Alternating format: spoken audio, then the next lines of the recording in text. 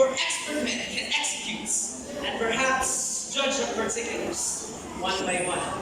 But the general counsels and the plots and marshalling of affairs come best from those that are learned. To spend too much time in studies is love.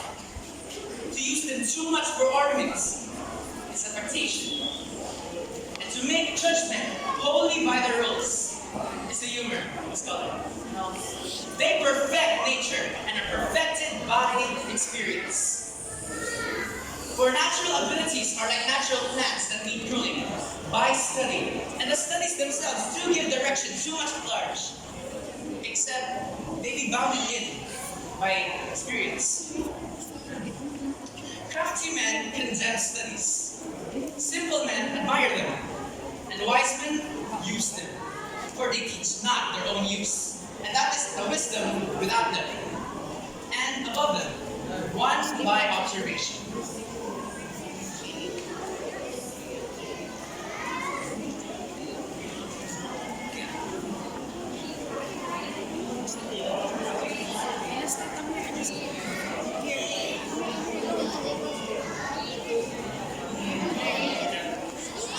Read. Read. Read. Read not to contradict, nor to confuse, nor to believe and take for granted, nor to find talk and discourse, but to weigh and consider. Some books are to be tasted, others to be swallowed, and some few to be chewed down and digested. That is, some books are to be read only in parts, others to be read but not curiously, and some few to be read wholly with diligence and attention. Some books may also be read by deputy, with extracts made of them by others, but those are only the less important arguments, the meaner sorts of books. Else, distilled books are like common distilled waters, flashy things. Reading maketh a full man, conference a ready man, and writing an exact man. Therefore, if a man write little, he had need have a great memory.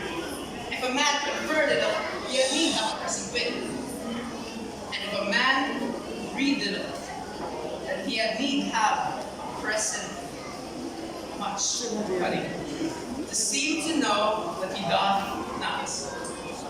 Histories make men wise, poets witty, the mathematics subtle, natural philosophy deep, moral great, logic and rhetoric able to contend, abundant study of morals. Nay, there is no scorn or impediment in the wit, but may be wrought out by fit studies.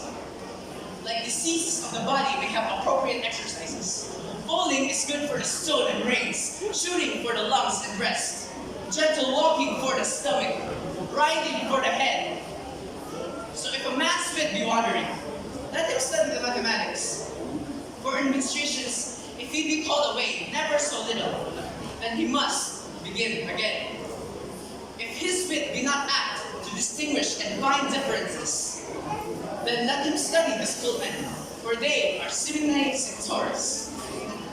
And if he be not apt to beat over matters, to call up one thing, to prove it in the street another, then let him study the lawyer's cases. So every defect of the mind, we have a special receipt. Thank you.